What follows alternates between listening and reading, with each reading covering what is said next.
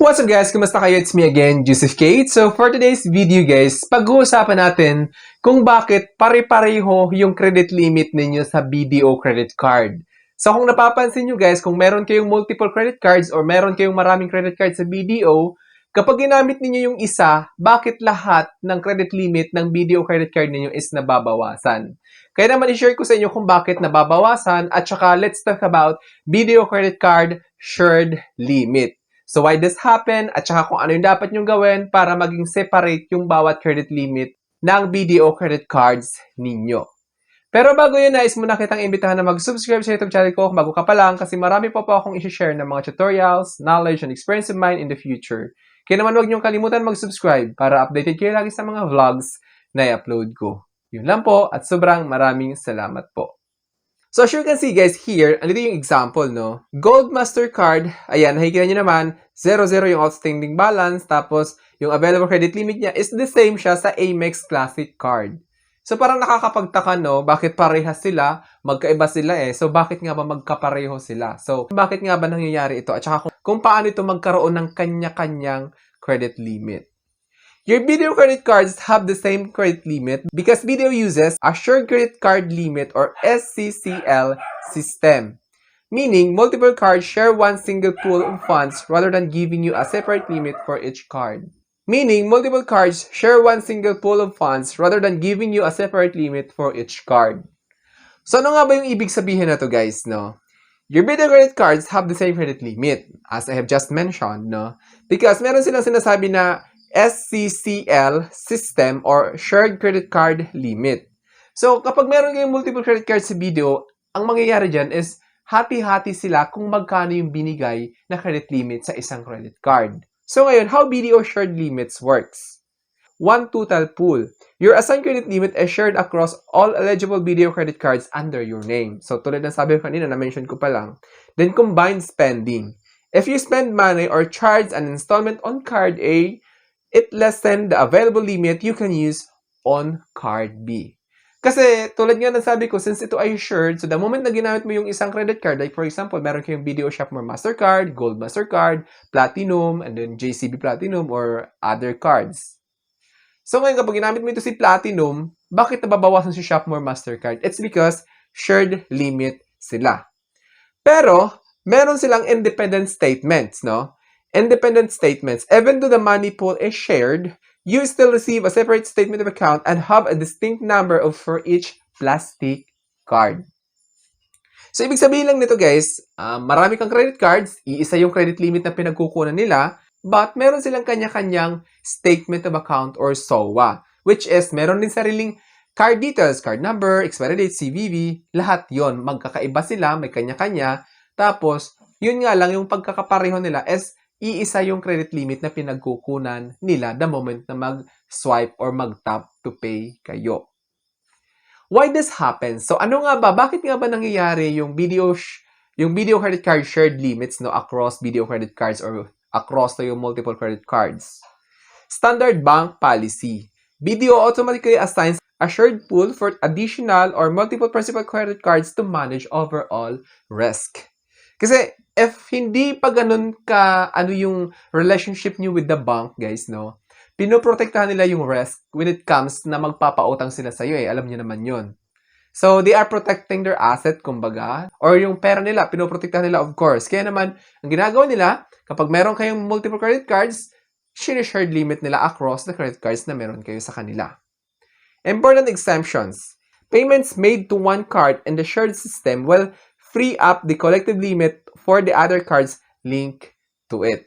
So, kapag ang ginawa nyo guys is nagbayad kayo sa isang credit card, it will also free up the collective limit for the other cards linked to it. So, parang sabay-sabay din siya. Parang ganun yung nangyayari. Then ngayon, let's move on to kung ano yung dapat nyo gawin para magkaroon sila ng kanya-kanyang credit limit. So, i-share ko sa inyo guys. So, ang dapat nyo gawin guys is tumawag kayo sa official hotline number ni BDO or sa customer service nila, which is ito. Ayan yung hotline nila guys, yung official hotline number. Or much better, check on Google guys. Pero don't worry kasi ito ay verified naman na official hotline number ni BDO. So dito kayo tumawag, pumunta kayo sa credit card department, then sabihin ninyo yung sadya ninyo na nais nyo na magkaroon ng kanya-kanyang credit limit or magkaroon ng separate credit limit yung multiple credit cards ninyo sa kanila. Take note lang guys na kapag tumawag kayo tapos nag-request kayo ng ganon, nais ko lang malaman ninyo na this is subject for approval. So, magkakaroon ng, ito ay mag-undergo ng further evaluation para i-check kung qualified kayo sa nire-request ninyo sa kanila. And then, nais ko lang din malaman ninyo guys na kapag tumawag kayo sa kanila, make sure lang na sa official hotline number kayo tumawag ni BDO. Make sure na doon nyo kinuha sa official website yung official hotline number na tinawagan ninyo. Or yan yun. Doon ko yung kinuha, guys. Now, kung hindi kayo sure, kung hindi kayo confident sa binibigay ko, much better to check it on official website ni BDO para ma-verify ninyo at para maging confident kayo, guys, of course. Kasi tatawag kayo, syempre. So, tatawag kayo doon, make sure lang, guys, na alam nyo yung basic details ng account ninyo. Kasi tinatanong nila yan, like for example, yung birth date, tsaka yung registered mobile number, at tsaka yung last 4 digits.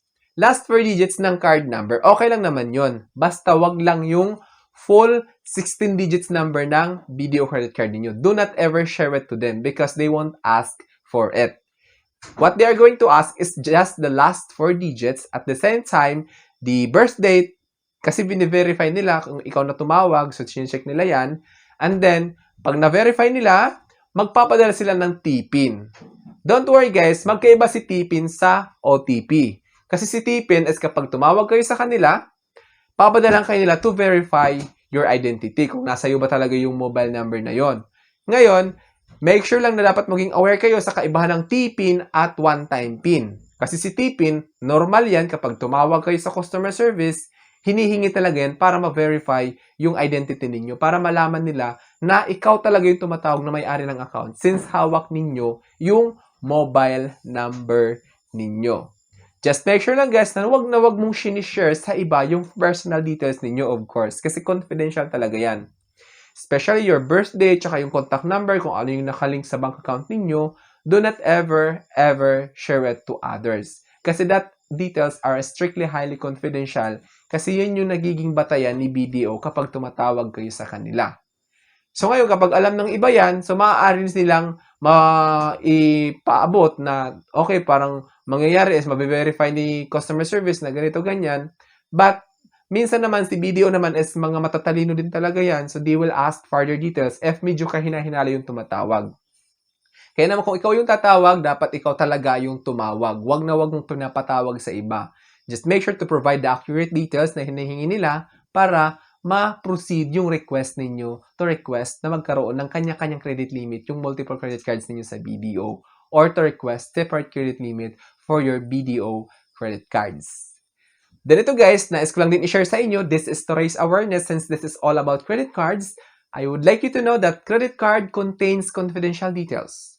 That 16-digit card number written in front of your credit card, at the same time the expiry date, the CVV, all details written there, including your name, are strictly highly confidential. So it must be keep it to yourself. Do not ever share it with anyone because that would be hazardous or that is a risk thing if you are going to do it, sharing it with anyone, those personal details that you have in your BDO credit card. So it must be keep it to yourself again and again. Do not ever share it with anyone, especially the OTP or one-time PIN. So I think that's all for now. Sana may na-share ko. Don't forget to subscribe for more videos. It's me again, Joseph Gate, that says, we don't have cash because we go for cashless transactions. Bye-bye!